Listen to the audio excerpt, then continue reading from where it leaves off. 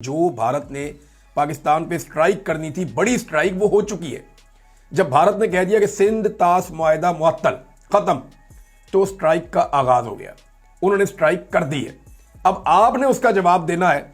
आपके पास क्या जवाब है? तो पाकिस्तान ने एक फैसला किया है कि ये मामला अक़वाम मुत्तहिदा में पाकिस्तान लेकर जा रहा है। पाकिस्तान ने अब तक एक बड़ी जिम्मेदार रियासत होने का सबूत दिया है नाज़रीन, और बार बार ये सबूत दिया है। लेकिन साथ ही साथ हमें पाकिस्तान के हुक्मरानों से ये शिकवा है कि उन्होंने खुलकर भारतीय ललकार का उस तरह जवाब नहीं दिया जैसा अपने दौर में इमरान खान साहब ने दिया था। पाकिस्तान का भारत की जानिब से शुरू की गई जारहियत और खित्ते की ताज़ा तरीन सूरत हाल से अक़वाम मुत्तहिदा को आगाह करने का फैसला पाकिस्तान खसूसी तौर पर सिंध तास मुआहिदे को मुअत्तल करने के लिए भारत के गैर कानूनी इक़दामात को उजागर करेगा। तो नाज़रीन, 24 घंटों में पाकिस्तान आने वाला पानी 8 से 9 गुना कम हो गया है। यानी उसके अगर 10 हिस्से थे पानी के, तो उनमें से सिर्फ एक हिस्सा आ रहा है या उससे थोड़ा सा ज़्यादा पानी आ रहा है। 9 हिस्से पानी जो है वो भारत ने रोक दिया है। ये है जनाब सिचुएशन, और पाकिस्तान इस मामले को अक़वाम मुत्तहिदा में लेकर जा रहा है। मैं आपको एक बात लिख कर देता हूँ, अक़वाम मुत्तहिदा पाकिस्तान का पानी नहीं खुलवा सकता। अक़वाम मुत्तहिदा करारदाद ही पास कर सकता है, और अक़वाम मुत्तहिदा की करारदादों से आज तक कश्मीरियों को आज़ादी या हक़ खुद इरादियत नहीं मिला। अक़वाम मुत्तहिदा की करारदादों से फ़लस्तीनियों को आज तक उनके हुकूक नहीं मिले। अक़वाम मुत्तहिदा की करारदादों से किसी कमज़ोर को आज तक उसका हक़ नहीं मिला। हाँ, लोगों ने अपना हक़ जहाँ पे लिया, छीना, वहाँ पे उनको उनका हक़ मिला। अदरवाइज़ अक़वाम मुत्तहिदा सिर्फ करारदाद पास कर सकता है और इसके अलावा कुछ और नहीं कर सकता। नाज़रीन, जुनैद अकबर साहब ने एक वार्निंग दी है, वो वार्निंग भी मैं आपके सामने रखता हूँ। लेकिन अमरीकी मीडिया में एक खबर आई है, और ये अमेरिकन मीडिया का एक चैनल है डेमोक्रेसी नाउ। इन्होंने एक तफसीली रिपोर्ट शाया की है पाकिस्तान के हवाले से। बड़ी तफसीलात बताई हैं कि इमरान खान साहब कैसी सियासत कर रहे हैं, कितने पॉपुलर हैं। वो पाकिस्तान में इलेक्शन जीत गए थे, किस तरह इलेक्शन के बाद धांधली करके इमरान खान साहब को हुकूमत बनाने से रोका गया, फिर किस तरीके से इमरान खान साहब ने अपनी एंटी एस्टेब्लिशमेंट सियासत को पूरी तरह से इस्टेब्लिश कर दिया पाकिस्तान में, और अवाम किस तरह इमरान खान के साथ खड़ी हुई है। और फिर उन्होंने 26 नवंबर को पाकिस्तान की तारीख का स्याह तरीन दिन भी करार दे दिया। चैनल के मुताबिक जो हलाकतें हुई थी उनकी असल तादाद बताना भी मुमकिन नहीं है। तो ये नाज़रीन, जो 26 नवंबर को हुआ उसकी बाज़गश्त अभी भी दुनिया में सुनाई दे रही है, और अमेरिकन मीडिया में इस किस्म की रिपोर्टिंग पाकिस्तानी हुकूमत को बिल्कुल भी सूट नहीं करती। और वैसे भी अब रिपोर्टिंग के ऊपर हुकूमत इतना बौखला गई है कि धमकियां लगाने पे आ गई है। एजाज सैयद साहब बड़े अच्छे जर्नलिस्ट हैं, और कई लोगों को इनकी खबरों से एतराज़ भी होता है, लेकिन वो अपनी जगह पे। लेकिन ये बड़े अच्छे जर्नलिस्ट हैं, इनके क्रेडिट के ऊपर बहुत सारी खबरें भी हैं।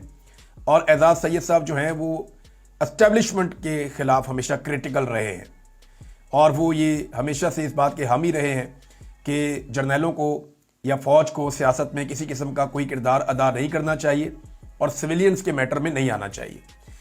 अब वो ये कहते हैं कि जनरल कियानी से मैंने सवाल किया तो जवाब तो नहीं मिला, लेकिन उन्होंने मुझे कोई नुकसान नहीं पहुंचाया।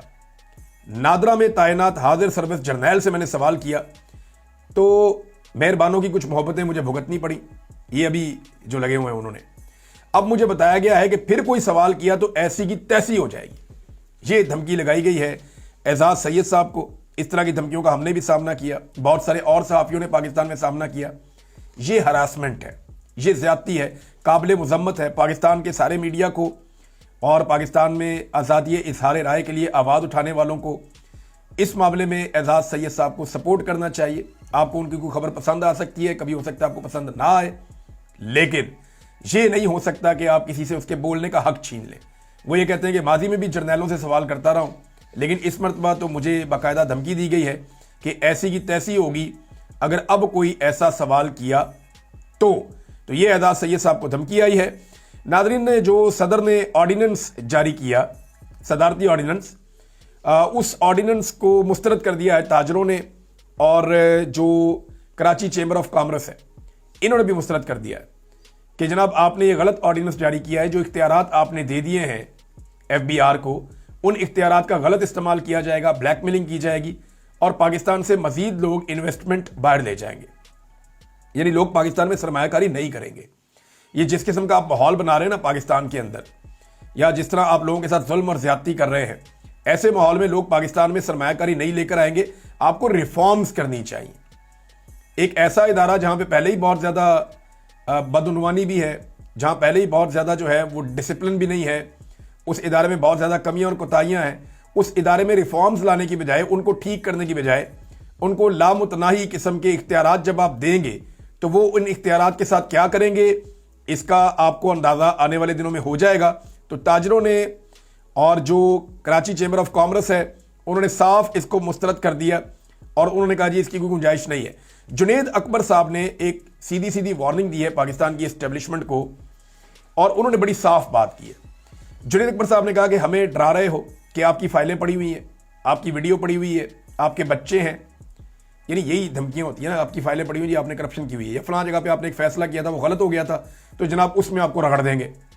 پھر دھمکی لگا دیں آپ کی ویڈیو پڑی ہوئی ہے, کوئی نجی ویڈیو آپ کی بنا لی ہے. وہ شریف آدمی بہت ڈر جاتا ہے. دوسرا, آپ کے بچے ہیں جناب, فیملی والا آدمی کہتا ہے یار میرے بچے ہیں وہ تو نہیں لڑائی لڑ سکتے, میں تو لڑ سکتا ہوں, تو وہ بھی ڈراتے ہیں. تو جنید اکبر کہتے ہیں کہ ہمیں ڈرایا جاتا ہے. اگر ہماری جگہ نوجوان آ گیا نا جس کے بچے بھی نہیں ہوں گے, بیوی بھی نہیں ہوگی, اس کی فائلیں بھی نہیں ہوں گی, تو پھر آپ کیا کریں گے؟ تمہارے لیے بہت مشکل ہو جائے گا, وہ تو تمہیں مذمت کے قابل بھی نہیں چھوڑے گا. یہ جنید اکبر صاحب نے کہا, اور میرے خیال میں غلط بات نہیں ہے. نوجوان اس وقت پاکستان تحریک انصاف کی قیادت کے اوپر بہت برہم ہے, بڑے گرم ہیں, اور وہ تحریک انصاف کی قیادت کو آڑے ہاتھوں لے رہے ہیں کہ کوئی لائے عمل آپ دیں فٹافٹ. آپ کے پاس کوئی لائے عمل نہیں ہے کہ احتجاج کرنا ہے, کس طرف جانا ہے, کیا کام کرنا ہے, سمت کیا ہوگی, آگے کیا کرنا ہے, آپ کچھ نہیں بتا رہے. تو چیزیں جو ہیں وہ قیادت کے ہاتھ سے نکل کر نوجوانوں کے ہاتھوں میں جا رہی ہیں, اور نوجوان بڑے زوردار طریقے سے اپنی تحریک کی تیاریاں کر رہے ہیں. اب اس میں ناظرین سلمان اکرم راجہ صاحب کا ایک سٹیٹمنٹ آیا, پہلے میں وہ سٹیٹمنٹ آپ کے سامنے رکھ دیتا ہوں, پھر اس حوالے سے مجھے کچھ چیزیں آپ کو بتانی ہیں. ایک تو سلمان اکرم راجہ صاحب نے کہا کہ عمران خان بالکل ڈیل نہیں کر رہے. اگر ڈیل سے مراد اپنے لیے آسائش یا بیک ڈور پتلی گلی ہے تو ایسا نہیں ہوگا. ہم قانون اور شفاف انتخابات کی بات کر رہے ہیں. اگر کوئی ہماری یہ بات مانتا ہے, قانون کے مطابق عدالتوں کو کام کرنے دیا جاتا ہے, تو عمران خان قانون کے مطابق باہر آئیں گے. یہ سلمان اکرم راجہ صاحب نے کہا. میں نے آپ کو پہلے بھی بتایا تھا کہ پاکستان تحریک انصاف کا وہ جو ایک نیریٹو تھا نا کہ آپ مینڈیٹ ہمیں واپس کریں, وہ اب ختم ہو گیا کیونکہ ٹائم اتنا زیادہ گزر گیا ہے. اب مینڈیٹ واپسی والی بات تو رہی نہیں. تو تحریک انصاف کے پاس مقبولیت تو پہلے سے بھی زیادہ ہے, وہ پہلے سے زیادہ تگڑے ہیں, مضبوط ہیں. تو اب انہوں نے یہ فیصلہ کیا کہ نیا الیکشن مانگو ان سے, مڈ ٹرم الیکشن کروا لیں. جتنی جلدی دوبارہ الیکشن ہو جائے گا پاکستان کے حالات اتنی جلدی ٹھیک ہو جائیں گے. اور تحریک انصاف کو کانفیڈنس اس لیے بھی ہے کہ انہیں لگتا ہے کہ اب جب بھی الیکشن ہوگا وہ پھر سے الیکشن جیت جائیں گے. سلمان اکرم راجہ صاحب نے ایک اور بات کی. یہ بات ذرا تھوڑی ایسی ہے جس پہ کرٹیسزم بھی ہوا. انہوں نے کہا جی 1200-1500 لوگوں کے نکلنے سے انقلاب نہیں آتا. 26 نومبر کے احتجاج میں ہر تحصیل سے 1200-1500 لوگ نکلے اور وہ بھی تتر بتر ہو گئے جب انہوں نے دیکھا کہ ہم اتنے ہی رہیں گے جبکہ ہم لاکھوں کی بات کرتے ہیں. اچھا, لوگ تتر بتر ہوئے سر اس لیے کہ وہاں گولی چل گئی تھی. ریاست اگر گولی نہ چلاتی تو لوگ کیوں بھاگتے؟ لوگ وہیں پہ موجود رہتے.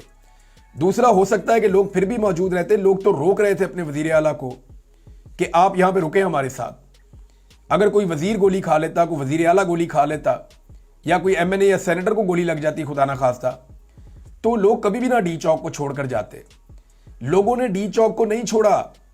لوگ ڈی چوک سے تتر بتر نہیں ہوئے.